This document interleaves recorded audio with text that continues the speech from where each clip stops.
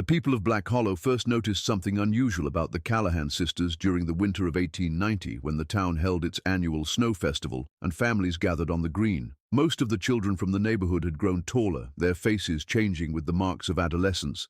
But Eliza and Margaret looked exactly as they had 3 years before, small and pale as porcelain dolls.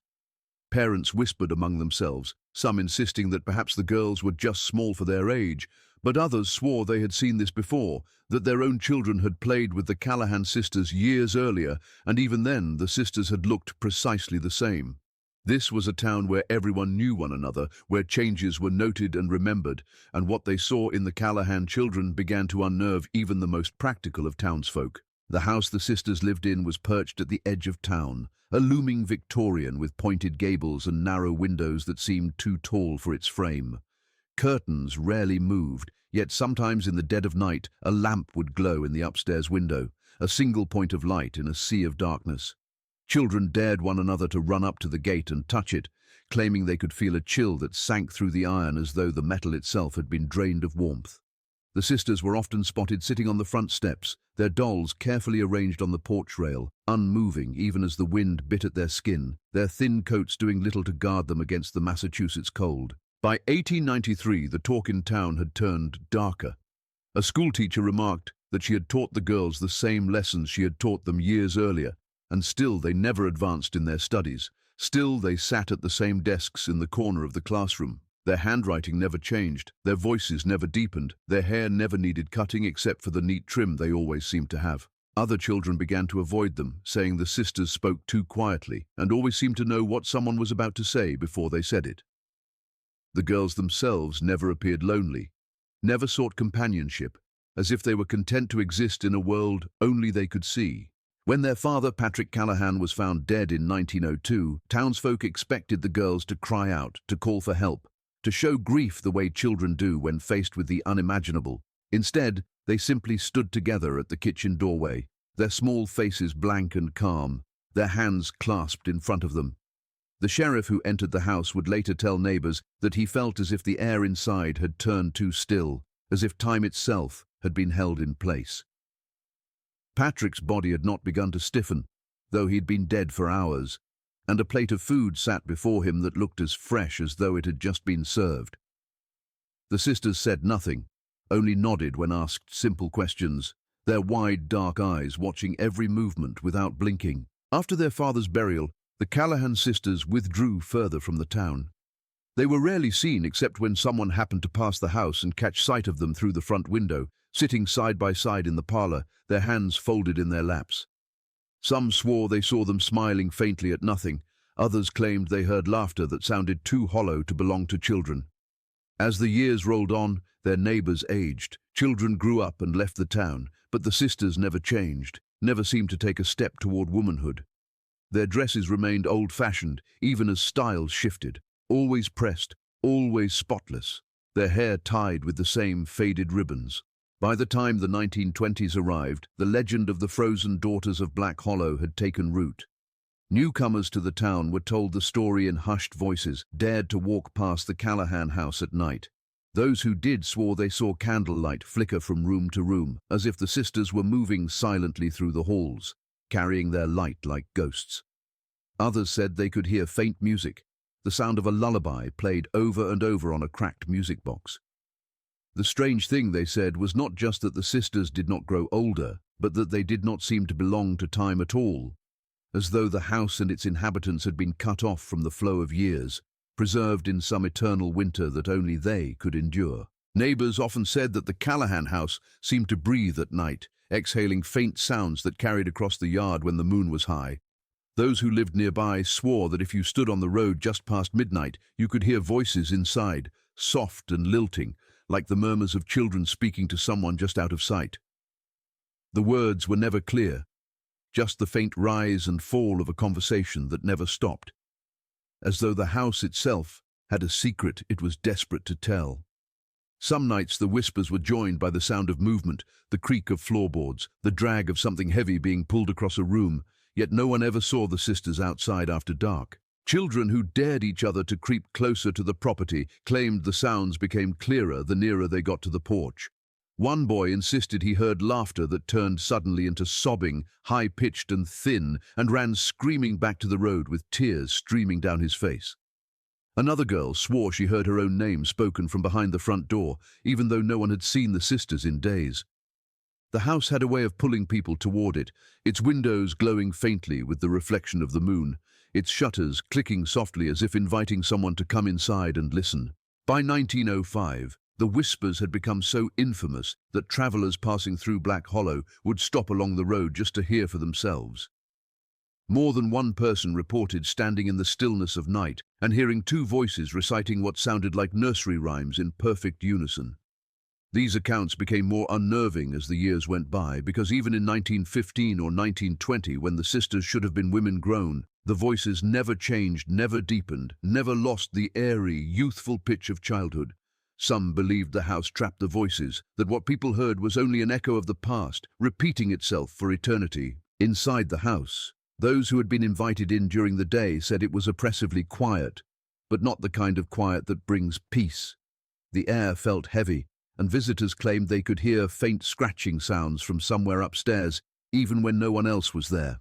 One traveling priest who stopped to offer condolences after Patrick Callahan's death said the house seemed to resist him, that the moment he stepped into the parlor, his prayers felt hollow in his throat. He left within minutes, pale and sweating, and refused to return, muttering that there were things inside that did not want to be disturbed. It was not just the whispers that unsettled the townsfolk, but the timing of them. They always came during a still hour, usually just after midnight, when the wind had died down and the crickets had gone quiet. It was as though the entire night paused to make room for the sounds. Farmers working their fields late at night said they could hear it even from half a mile away, the faint, eerie cadence of voices floating on the air like smoke. When they rose in pitch, animals would grow restless, dogs would bark and whine at their chains, and horses would refuse to move forward until the sounds faded again. By the 1930s, the Callahan house had become a place that parents used to frighten their children into obedience, warning them that if they misbehaved, they might be taken there and left to listen to the whispers until morning. Young people would gather in daring groups and sit just outside the gate, waiting to see if they could hear it for themselves. Some claimed to hear only silence, while others fled back into town, shaken and pale, unable to explain what they had heard.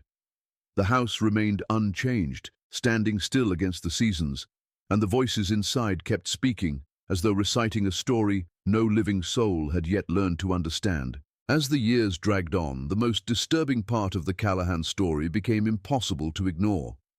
Eliza and Margaret remained unchanged, their faces unlined, their eyes as dark and glassy as the day they had first arrived in Black Hollow. The townsfolk tried to convince themselves it was some strange coincidence, that perhaps the sisters merely looked younger than they were, but the truth became harder to deny with every passing year. Photographs taken at church picnics, school gatherings and holiday events all told the same story. The sisters, standing together, hands clasped, wearing the same expressions, the same ribbons in their hair, while everyone around them visibly aged. When the town doctor saw them in 1912 after a neighbor reported that Margaret had fallen ill, he left the house pale and shaken. He told no one exactly what he had seen, but admitted that he could find nothing wrong with her, no fever, no weakness, no sign of sickness. What disturbed him most was that her pulse was slow and steady in a way he had never felt before, as if her very blood had learned a different rhythm from the rest of the living world. He refused to return to the house, even when offered money by curious outsiders who wanted a closer look at the sisters. It was whispered that he burned the notes he had taken after that visit. The idea of a curse began to spread among the townsfolk, carried in hushed conversations over fences and in the pews of the small white church on the hill. Some believed Patrick Callahan had made a deal with something dark to keep his daughters safe after the death of their mother, while others insisted the sisters themselves had been born under a bad star. There were stories of strange symbols carved into the wood of the cellar door, faint but still visible to those brave enough to peer inside. Children claimed to see candles burning in the basement when they passed at night, the flicker of firelight showing through cracks in the foundation. The curse, they said, was not just on the sisters but on the house itself. Workers who tried to do repairs on the roof complained of sudden dizzy spells, tools slipping from their hands as though pushed by unseen fingers. A carpenter hired to mend a broken step swore that the wood seemed to rot again overnight, no matter how many times he replaced it. Neighbors began to avoid walking too close to the property, muttering prayers under their breath as they hurried past. The house was no longer just a home. It had become a thing alive, a container for whatever had bound those two girls to the same unchanging year. As decades passed, the world outside moved forward, but inside the house, time seemed to coil back on itself. Visitors described a strange stillness in the air, as though stepping inside meant stepping out of the normal flow of hours. Dust never seemed to gather in the parlor, and flowers placed on the mantel remained fresh for far longer than they should have. Even the furniture looked as though it had just been polished, though no one ever saw the sisters cleaning or moving about. People spoke of the curse not as a tragedy but as something dangerous, something that should be left undisturbed lest it spread beyond the confines of the house. By 1931, when the sisters were last seen sitting on their porch, they looked no different than they had in 1887, and the sight of them sent a shiver through the spines of even the oldest residents of Black Hollow. Some said they were not human at all, that whatever had once been Eliza and Margaret had long since been replaced by something that only looked like two young girls. Others believed the curse kept them trapped, unable to move on, unable to age, unable to die. The Callahan house became a monument to this strange fate, standing like a tombstone at the edge of town, reminding everyone that some things are not meant to be explained. Patrick Callahan's death remains one of the most unsettling chapters of the story, not because of how he died, but because of the state in which he was found. It was the spring of 1902 when a neighbor noticed that no smoke had risen from the Callahan chimney for 3 days. Concerned, he summoned the sheriff, and together they entered the house through the unlocked front door. The air was unnervingly still, carrying a faint smell of ash and something metallic, as though the house itself had been holding its breath. In the kitchen, Patrick sat slumped at the table, his head tilted slightly to one side, a plate of stew in front of him still warm to the touch, despite the days that had passed. The sheriff later told his deputy that he had never seen a dead man look so calm, his skin unmarked by the graying or stiffness that usually followed death. It was as though he had been frozen in that final moment, the spoon still resting between his fingers, his eyes half open, fixed on some point beyond the table. The stew on the plate had not spoiled, the bread on the side was soft as if freshly baked, and the glass of water by his elbow was as clear as if it had just been poured. The only sound in the room was the faint ticking of the old kitchen clock, which, strangely, had stopped at the exact hour of his death. Eliza and Margaret stood silently in the doorway when the sheriff discovered them, their hands clasped together, their faces unreadable. They did not cry, did not flinch when the body was moved, did not ask a single question. Some said they had been standing there the entire time since his death, as if they had been waiting for someone to come and witness it. The sheriff claimed that their clothes were perfectly clean, their hair brushed, as though they had spent the days calmly preparing for visitors rather than mourning. It was a sight that left even the most hardened men of the town unsettled. When the undertaker arrived, he found Patrick's body strangely light, as though something essential had already been taken from it. He remarked that there was no odor, no decay, nothing that suggested death except for the stillness itself. The room was tidied with unnatural care, as though the entire setting had been arranged to be discovered exactly as it was. There were no signs of struggle, no spilled food, no overturned chair, no sign of poison or illness. The meal remained untouched after the body was removed, and the neighbor who had come to help swore that when he returned to collect the plate the next morning, it was empty, as though someone had eaten it during the night. Rumors began to spread quickly through Black Hollow, whispering that Patrick had not died naturally. Some claimed he had been cursed, others that he had made a bargain he could not escape and that this was the final price. There were those who said the sisters had sat with his body in silence for 3 days, speaking softly to someone no one else could see, and that only when the sheriff arrived did they finally step back and let the body be taken away. Whatever the truth was, the death seemed to mark the beginning of the true isolation of the Callahan house. From that moment on, the sisters were seen less and less, their appearances briefer, their voices quieter when spoken to. The kitchen table where Patrick had died remained untouched for years afterward, visible through the kitchen window to anyone who passed by. The chairs were kept in the same position, the surface always wiped clean, as if some invisible ritual required that the scene stay preserved. Locals said that on certain nights, When the moonlight fell across the table, you could see the faint outline of a man sitting there, his shadowy figure unmoving, as though still trapped in that final meal. Some swore they heard the soft scrape of a spoon against a plate when no one was inside. The house, they said, had swallowed the moment of Patrick's death and played it back for anyone willing to stand and listen. It was during the long New England winters that the legend of the Callahan Sisters grew the most terrifying. When the first snow fell and the town became still beneath its white blanket, neighbors swore they could hear the sound of music coming from the house at the edge of Black Hollow. It was never the sound of a piano or fiddle, only the thin, metallic tune of a music box accompanied by two soft voices singing in unison. The song was always the same, slow and lilting, a lullaby that no one could quite place, but which burrowed into the mind and lingered for hours after it was heard. The sound seemed to drift across the snow, reaching far beyond the property line, as though the wind carried it deliberately toward anyone awake to hear it. Children woke in the middle of the night claiming they had heard the voices right outside their windows, whispering the same melody over and over. Parents would rush to check, finding nothing but untouched snow beneath the glass, no footprints, no sign of visitors. A few swore they saw two small figures at the edge of the trees, standing perfectly still, watching the house before fading into the darkness. The singing always stopped just before dawn, leaving the town eerily silent, the streets coated with frost that glittered like glass in the pale morning light. By the winter of 1910, the lullabies had become so consistent that families began marking the nights they heard them in their calendars, trying to predict when they would return. Strangely, the pattern never matched the moon or the weather, but seemed to follow its own rhythm, as though the sisters were choosing their moments carefully. Farmers reported their livestock growing restless during the nights the songs were heard, cows refusing to stay in their pens and dogs howling until their throats were raw. Some said they saw candles flickering in the windows during the coldest storms, even when the wind was strong enough to snuff out any normal flame. Visitors who dared to approach the house during one of those nights said the singing grew louder the closer they came, yet it never seemed to come from any single room. It floated through the walls, coming from every direction at once, a sound both comforting and unbearably sad. Some claimed to feel a strange warmth in the air despite the snow, a false spring that made their breath vanish for a moment before the cold rushed back.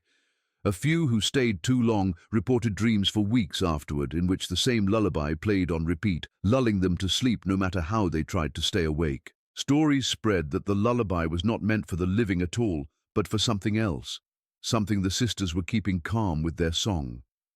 There were tales of travelers who stayed too close to the house during a snowstorm and never returned, their sleds found months later with no bodies, no tracks leading away. The townsfolk began to believe that the sisters were not merely singing for themselves, but for the house, for whatever presence lingered in the rooms where their father once sat. The song became a warning as much as a mystery, a sign that no one should come near until the voices fell silent once more. Even as the years passed, the lullabies never changed, never took on the voice of age. By the 1920s, when the girls should have been well into adulthood, the sound remained just as light, just as youthful, as if two children were still standing side by side in their nightgowns, singing to the dark. The snow seemed to fall heavier on those nights, the wind dropping away until the entire town felt suspended in stillness, waiting for the final note. When the song ended, it always ended suddenly, leaving behind a silence so deep that it felt like the world itself was holding its breath, waiting to see what might happen next. The last recorded sighting of the Callahan sisters came on a foggy autumn evening in 1931, when a traveling salesman claimed he saw two young girls sitting perfectly still on the porch of the old house. The man had stopped his car at the end of the lane to light a cigarette and noticed movement through the mist, two pale figures framed by the rotting wooden posts, their hands folded neatly in their laps. He said the girls looked straight at him, their faces expressionless but not unkind, as if they had been waiting for him to notice them. Something about their posture struck him as unnatural, too symmetrical, too deliberate, like two dolls carefully placed for display. When the salesman approached the house out of curiosity, the air grew colder, the fog thickening until it clung to his coat. He swore that neither girl moved as he came closer, and yet he felt as though they were following his every step with their eyes. He stopped at the bottom of the porch stairs, unable to bring himself to climb them, and stood there listening. The only sound was the faint creak of the porch boards beneath the girls, though they had not shifted an inch. Their dresses were spotless, despite the dampness of the air, their hair tied back with the same faded ribbons that had appeared in photographs taken decades earlier. The man said that after what felt like several minutes of silence, the younger of the two raised one hand slowly and pointed toward the front door of the house. He did not know why, but the gesture filled him with dread, a deep, bone-level fear that made him back away. The older sister tilted her head slightly, as if disappointed, but made no move to stop him as he returned to his car. When he looked back once more before driving away, the porch was empty, the fog so thick that even the outline of the house seemed to vanish into it. He left town that same night, telling the story to the innkeeper with a trembling voice. Word of the sighting spread quickly through Black Hollow, and by the following week several townspeople had gathered at the edge of the Callahan property, hoping to catch a glimpse for themselves. They waited until nightfall, but the porch remained empty, the windows dark, the house silent. The sheriff eventually sent everyone home, warning them not to trespass, but a few stubborn watchers swore they saw movement in the upstairs window, two silhouettes standing side by side as though keeping watch. No one was brave enough to approach the porch after hearing the salesman's account of the strange gesture toward the front door. In the months that followed, the house seemed to fall into deeper disrepair. The paint peeled from the shutters, the front steps sagged, and the garden grew wild, but still no one saw the sisters again. Delivery men reported leaving parcels on the porch only to find them gone by the next morning, as though someone had taken them inside. On rare occasions, faint candlelight could still be seen glowing from the windows, moving from room to room, but no figures appeared behind the curtains. It was as if the sisters had retreated fully into the house, hidden from the eyes of the living. By the end of that year, Black Hollow had taken on a superstitious fear of the property. Children were told never to go near it, and travelers were warned to pass it by without slowing. Some said the last porch sighting had been a farewell, the final moment the sisters had shown themselves before vanishing forever. Others whispered that they were still there, sitting in the parlor as they always had, waiting patiently for someone to be foolish enough to enter the house and see what lay beyond the front door. The porch remained a place of quiet dread, a threshold that no one dared cross, as if the entire town had silently agreed to leave the mystery undisturbed, knowing that whatever sat inside was not meant to be found. The Callahan house still stands at the edge of Black Hollow, its silhouette unmistakable against the tree line, its windows dark and unblinking. Over the decades, its roof has sagged, its paint has turned grey, and weeds have crawled up through the front path. Yet the structure has never collapsed, never truly surrendered to time. Those who live nearby say that even in the dead of winter, the snow never seems to settle too thickly on the porch steps, as if something within keeps it just clear enough for someone to walk up and knock. At night, when the wind is low, the house appears almost expectant, its doors and windows staring out into the world like watchful eyes. Visitors who pass through Black Hollow often find themselves drawn to it, compelled to slow their steps or stop their car when they see its shape looming in the distance. They describe feeling a strange pull in their chest, a quiet urging to step inside and find out what became of the Callahan sisters. Some who have ventured too close report the feeling of being observed, the prickling of the skin along the back of the neck, the sense that someone is standing just beyond sight. They turn away quickly, but the impression follows them, lingering long after they have returned to the safety of town. The house itself seems untouched by the years in ways that cannot be explained.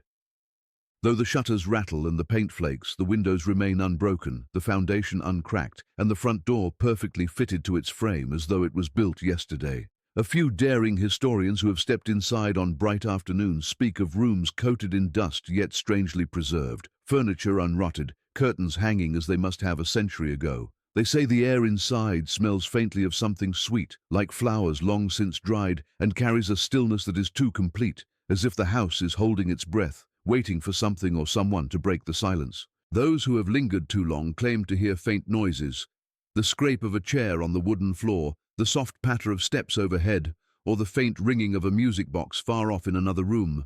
Some say they have found footprints in the dust that are small, childlike and fresh, leading from one room to another and stopping abruptly as if the owner had simply vanished. A handful of visitors leave with the uneasy feeling that the house itself is alive, its walls listening, its floors creaking not from decay but from deliberate movement just out of sight. Over time, Black Hollow has learned to live with the house the way one lives with a graveyard. with respect and with distance. No one dares to purchase the property, no one dares to tear it down, and no one dares to sleep inside. It has become something more than a home, something more than a relic. It has become a presence, a shadow that lies across the edge of town. Even now, there are those who say they have seen two figures standing behind the upstairs window when the moon is full. Small silhouettes staring out into the night as though waiting for someone to come home. The Callahan house does not simply sit abandoned, it waits. It waits through storms and droughts, through winters so bitter that the river freezes solid, through summers when the air is heavy with heat and insects hum in the grass. It waits for footsteps on the porch, for the turn of the handle, for the sound of a voice breaking the stillness. The people of Black Hollow have long since stopped asking what might happen if someone finally answers its quiet invitation, for they fear that if the house is waiting, then somewhere inside, so too are the sisters, unchanged, unblinking, and ready to begin their story again.